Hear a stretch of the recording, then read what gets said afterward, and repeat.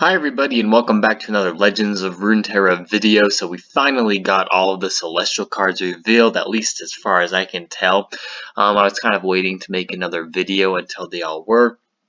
There are a ton of them. There are a lot more than I ever thought that we were going to get, which is pretty cool and amazing, and will just offer a variety of decks that you can build around this invocability.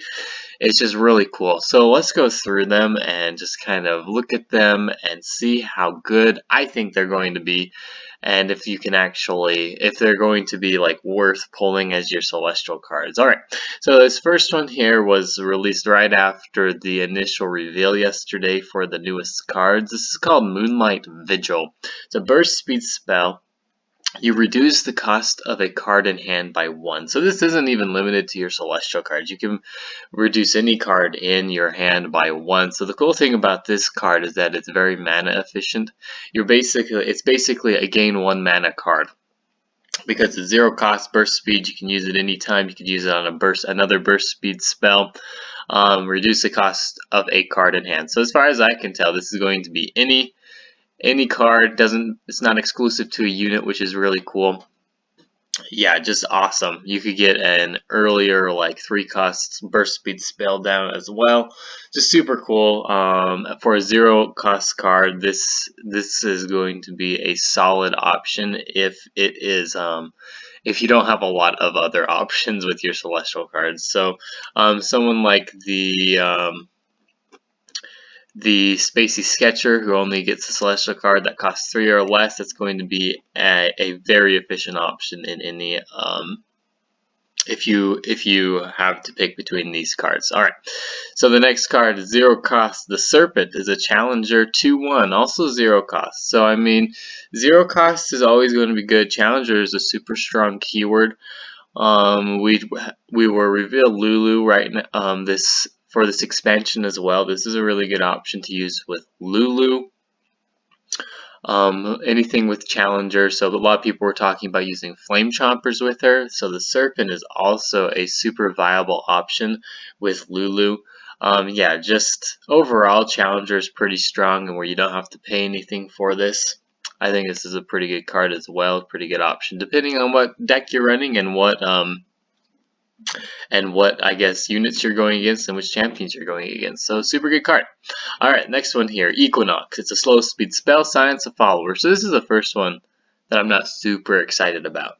A slow speed 1 cost spell that silences a follower. So I mean, there's just a lot of ways to interrupt this. Because you're targeting an enemy unit, the kind of cool thing about this is that really they have to do something to their unit in order to stop the silence, I guess. And so, I mean, it's not completely terrible. And if it is if there's like a unit on the board that's threatening to beat you, and this card comes up as a celestial draw, so for example, They Who Endure. If you can get a burst speed, so what's the burst speed invoke right now? It's Behold the Infinite. You know that you're going to die to They Who Endure. You use a Behold the Infinite and get super lucky, and you get Equinox, and then you're able to silence They Who Endure. Yeah. This is a permanent silence as well, looks like. It's not temporary, so yeah, you do have to worry about what is it, atrocity still. So I mean, just keep that in mind. You have to use this kind of proactively, but if they don't have enough mana for it, this is a permanent silence, so it could come in a lot of handy. Alright, the next one here, 1 cost, the Charger. Overwhelm unit, it's 1 cost now. It's only got 1 health and 4 Overwhelm, which is pretty nice. So if they don't have a way to kill your units effectively, like Mystic Shock, Static Shock, what's the other ones? Vile Feast, Make It Rain, all of those cards. This could be a pretty cool option for an early game card to get down and deal some damage to the Nexus. This can trigger Plunder abilities. Yeah, a pretty solid card overall. And the amazing thing about these celestial cards is that because you have a pool of cards to choose from with the invoke ability, you don't have to pick this card. I mean, you can pick which cards kind of suit the deck you're running and that suit the deck that you are against. Super awesome. I love the variability, and you can just be as efficient as possible in which cards you pick and which cards you put down. If you just need another unit, if you're trying to proc plunder, you can pick this card. I mean, it's really great. Alright, next card here is called Moonglow. Slow, we're granting an ally +0/+2 in Spell Shield. So a slow 2 mana card. This is okay. Spell Shield is okay. Again, it kind of depends on what deck you're going against here. +0/+2 isn't like the greatest stat line. You're giving it more health, so easily interrupted. This one even more easier than the silence because you do have to target your own units, and so I don't know. This card is probably the worst so far, just because you have to put on your own unit, and you're kind of forced to use it when your opponent doesn't have much mana because very easily interrupted. All right. The next 2-cost card is the Messenger. When I'm summoned, draw 1. So, yeah, this is a pretty good card as well. Any card that draws you another card is pretty good. You're only spending 2 mana to draw 1 card. Yeah, 2/2 stat lines, so I mean, decent for a 2-cost. And, yeah, nothing much more to say about this card. If you need more card draw, you pick this card when you have the ability to choose it. So, not too bad. Alright, Crescent Strike. Slow, stun 2 enemies. So, this card is interesting. As well, this can slow down the enemy a lot, since you're stunning 2 enemies for 3 mana. So it's kind of like a Yone, except without the body. Can really do a lot to slow down the enemy if it's kind of an aggro deck. So yeah, really nice card if you need to control the enemy a little bit more. This will not synergize, like, it's another stun card from Targon, but the problem is, like, a lot of people look at stun and automatically think Yasuo.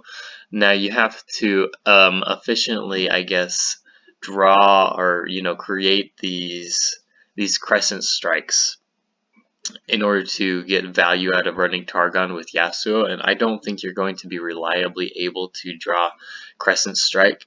Yeah, there's one more 3-cost, so we've got a total of 1, 2, 3, 4, 5, 6, 7, 8 cards. So 8 cards that are 3 or less, which I'm counting that because the Spacey Sketcher will invoke a celestial card that costs 3 or less. So, I mean, yeah, the chances are about 33%, and to get the Crescent Strike if you want to run that with in like a Yasuo deck. And then the Spacey Sketcher, you also have to discard a card, so it may not be super efficient to run them in Yasuo decks. You would be forced to run something that produced gems or something in order to get a little bit more value out of the discard. So yeah, I don't know if this can like be run efficiently in a Yasuo deck or like count on invoking this card efficiently. So, but I mean, the stun 2 enemies is pretty cool when it does come up. If you are kind of running a more control deck, you're able to stall out for a little longer. So pretty cool card.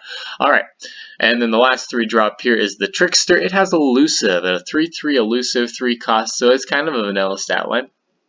But the elusive is pretty nice if you're wanting to get more damage down. Again, it works pretty well with plunder. If you need to plunder that round, you can put this 3 drop down and get an elusive unit to hit the board. Alright, the first 4 drop here. The Traveler. Play, and we invoke. So we just have another invoke enabler, so it's kind of just, a chain invoker, I guess. If you want to invoke more, it's probably going to synergize really well with Aurelion Sol, and so when you get this card, it's probably going to be worth picking, especially if you're trying to level up Aurelion Sol. That's, not confirmed at the moment, but it probably will have a level up condition where you need to invoke a certain amount of times. 3/4 for 4 mana, pretty good. Not too bad. Decent blocker, and then yeah, you get another card out of it.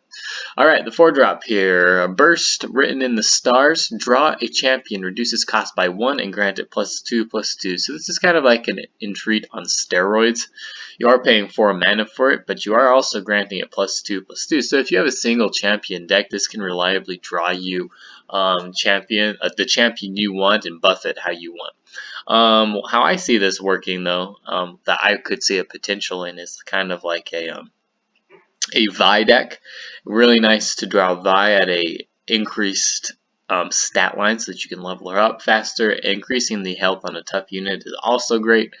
Yeah, it's not too bad here. We could run it with possibly the Leona Daybreak card. I think it's Zenith Blade, that's going to grant you Overwhelm as well. So I mean, a super good ability to put onto Vi, and then just get her attack stat super high, make her a little bit more, I guess, durable with increased health, and yeah, just kind of win the game with Overwhelm and increased stats. So I mean, this could work well with Braum. A lot of people use and treat on Braum decks.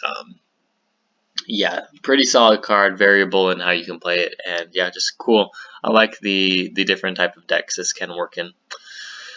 Alright, 5-drop here, Meteor Shower. It's a slow speed spell. You deal 4 to an enemy and 1 to another. That's kind of interesting. So kind of like a True Shot Barrage here, except you're only dealing damage to 2 units instead of 3. You're dealing 4 to 1, which is kind of crazy, and 1 to another. So this is cool. It's targeted ability, so this one could potentially work with Ezreal.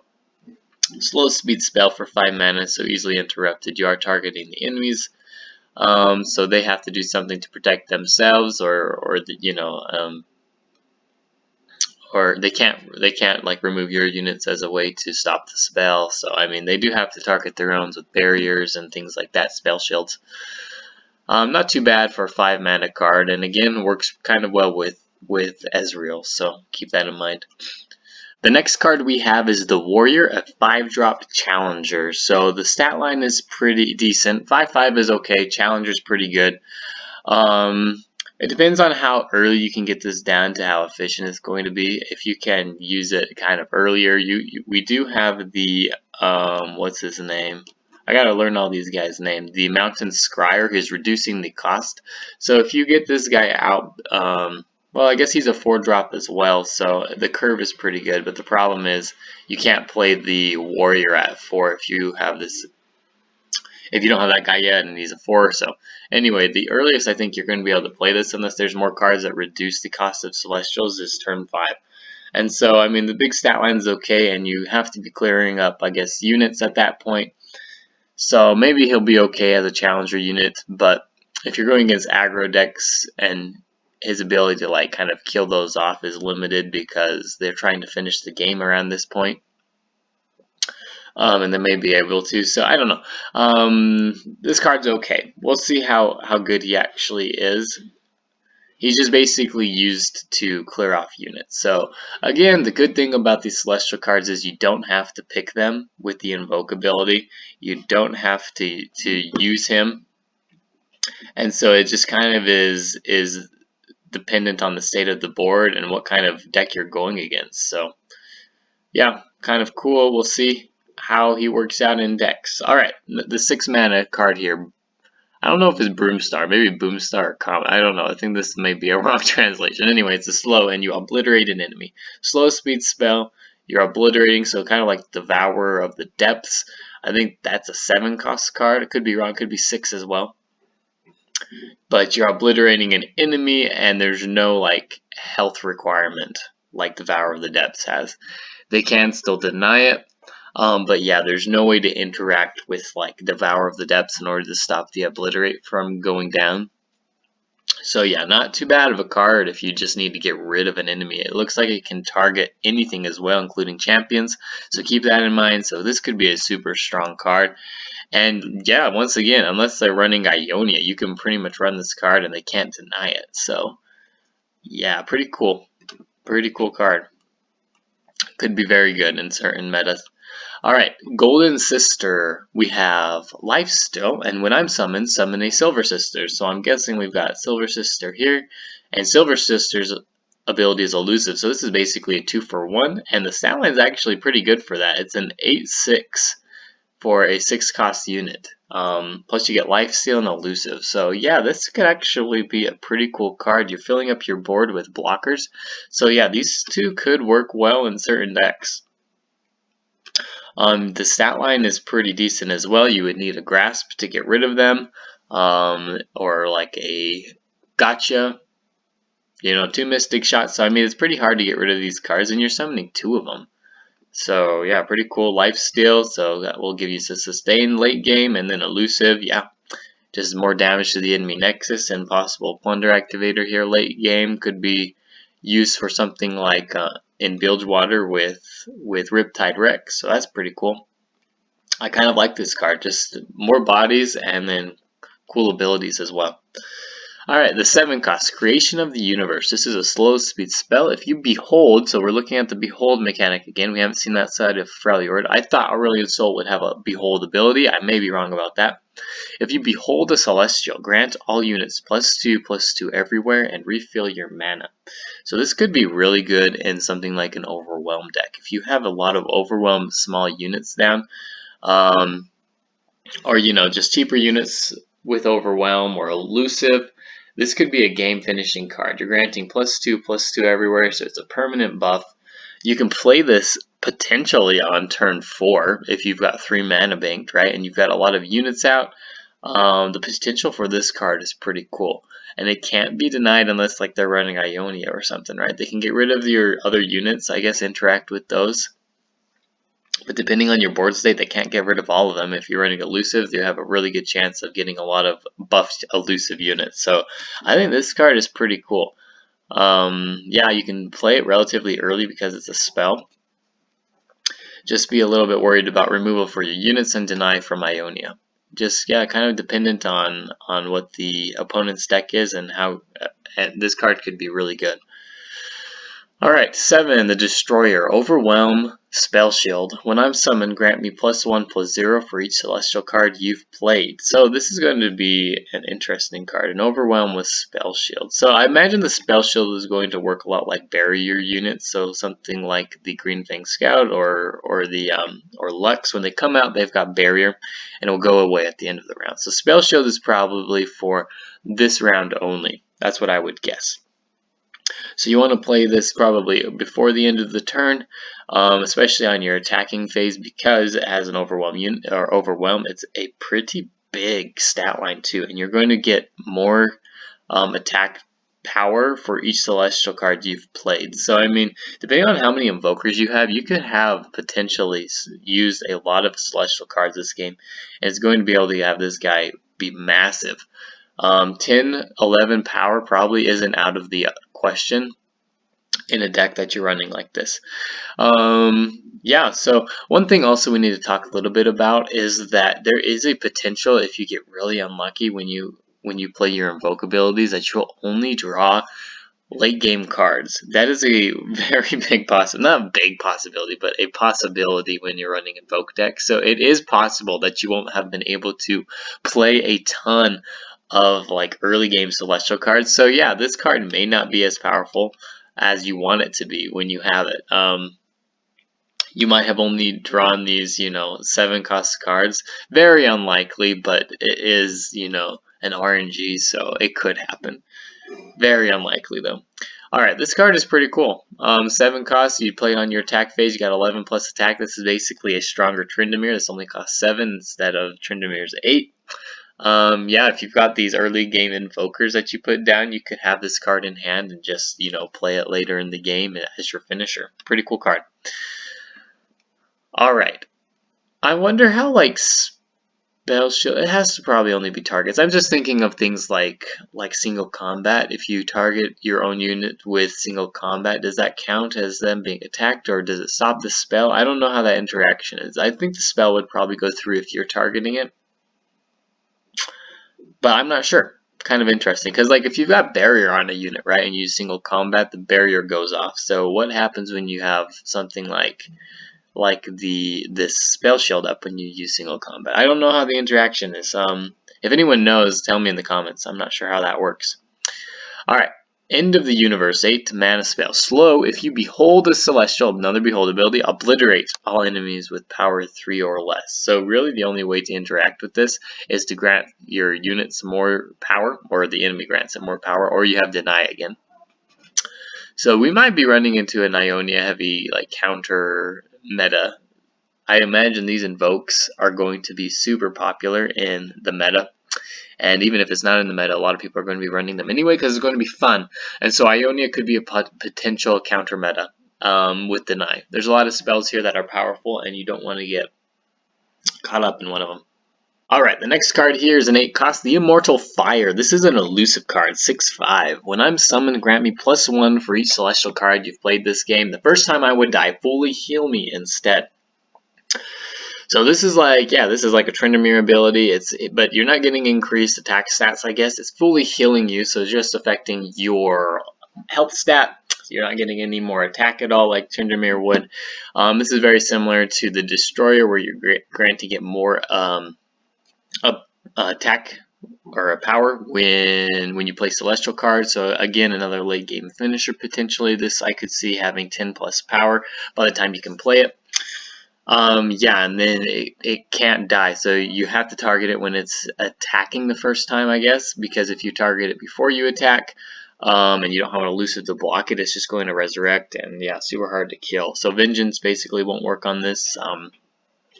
Yeah, you know what I'm beginning to understand here is that Hush is going to be a very important card. Yeah, I said I was kind of underwhelmed by Hush originally. Now that I'm thinking about it, because of all of these 8 mana, these really powerful units that are going to be played late game, you can completely destroy the enemy's plan by using Hush on these cards. So yeah, Hush is going to be, I'm making a kind of bold prediction here, Hush is going to be in an active role in this meta. Being able to hush these celestial units is going to be like really important. Hush is going to be a super powerful card in this meta. Yeah. Hot take maybe, but that's what I believe. Alright, Supernova, slow speed spell. If you behold a celestial card, I'll obliterate 2 enemies. So we're obliterating 2 enemies no matter what. No matter what, there's no condition, so they have to be able to deny this in order to stop it. Behold a celestial card, so pretty easily, yeah, that's a pretty easy condition. You obliterate 2 enemies, they can be champions, they can't stop it. Alright, and then this 9 cost card, the Great Beyond, it's elusive, it has Fury and Spell Shield. Fury, I believe, you get granted +1/+1 when you kill a unit. It's elusive, so super strong, and again, you are granted +1 for each celestial card you've played this game. And I am a dragon, so there's probably going to be a dragon keyword eventually. I thought Shyvana was going to be released this expansion. It's going to be later though, so she's going to have some dragon synergy with Aurelion Sol. Yeah, this card's pretty powerful, 9 cost unit though, so you're going to be limited to, I guess, when you can play this. Yeah, potential finisher here again, it's elusive, spell shield, so you can't target it very easily. So this is kind of the anti-Hush. So I think, I'm not sure how Hush will interact, but you know how Noxian Guillotine, if you don't kill the unit, it goes away. I wonder if you don't Hush the unit, if Hush will go away. So this is kind of like the anti-Hush card. They'll have to either use it twice or it won't work at all. It probably will work again, it just bounces off the spell shield. Alright, so that's a pretty cool card, cool concept, and it's a dragon. Alright, 10 cost card, Burst Speed spell. Burst Speed. Living Legends is super important. Fill your hand with random fleeting celestial cards, refill your mana. So this is like the Trundle's Ice Pillar. This is refilling your mana, so it'll probably just be the 10 mana that you use to spend. Pretty cool. So you're filling your hand with fleeting celestial cards, and so that could be really good or really bad depending on the curve and how many units you get. So I don't know, this game, this Living Legends may be just like a kind of last resort sort of card to use, because you're either forced to use really cheap, inexpensive units that you can get a lot of down onto the board, or you have the ability to play basically one really strong unit in order to finish off the game. Yeah, so I don't know. This card could be interesting, but I don't know that it's necessarily going to be a card that you want to pick. It's filling your hands, or it's, yeah, fill your hand with fleeting celestial cards, so it could completely destroy your hand. Kind of depends on what you have as well. So anyway, I'm interested to see how this interacts. I'm not sure yet. I don't know if this card is going to be very good or very well used. Alright, and then I believe this is the last card here, the Scourge Challenger. So when I'm summoned, grant me +1 for each celestial card you've played this game, and then attack. When you attack, give others. So this is a temporary buff, give allies +2/+2 and overwhelm this round. So the buff goes away. It's kind of like a miniature heal as well because it will go down. That health is kind of a buffer when they're attacking. 10 costs though, so this is like a uber late game card to put down. Challenger, Overwhelm, is it other allies? So this card will not give itself Overwhelm, so kind of like Cytherea the Bold. When she attacks, she grants Fearsome, but not to herself. So this card can take, I guess, the biggest unit that has the most health, and then let your other cards with Overwhelm deal damage through the enemy's health. So, pretty cool card. 10 cost is like a huge mana tax, I guess. I don't know how efficient this card is going to be. It's going to be a late game finisher if it ever gets down. I like the concept of it. It's pretty cool. Yeah. Once again, as a reminder at the end of this video, this has been super long. There's like a ton more cards than I thought there was going to be. But yeah, I love the variability. I love how you can choose the cards when you invoke. I wonder if this is going to be nerfed a little bit because the ability to choose is just amazing. Especially, it's like if you're going against an Ionia deck, you can choose which cards. Maybe you'll choose more units rather than spells because you don't want them to be denied. If you're going against, Piltover and Zon, if you're going against aggro, you can choose like blockers and stuff. If you have plunder abilities, you can use the elusive units and the overwhelm unit. I mean, this is just, I really like the variability this adds for the decks and for the cards that you choose. Yeah, this concept is amazing. We'll see if we get bored of it. Once again, Hush is going to be super powerful in this meta. That's my bold prediction, and I'm super excited for Aurelion Sol. Go ahead and tell me in the comments which of these celestial cards is your favorite, what you're excited to play here. Yeah, if you like this video, don't forget to like and subscribe to my channel, and we'll see you probably later today. We're probably getting Aurelion Sol, but anyway, thanks for watching. We'll see you tomorrow.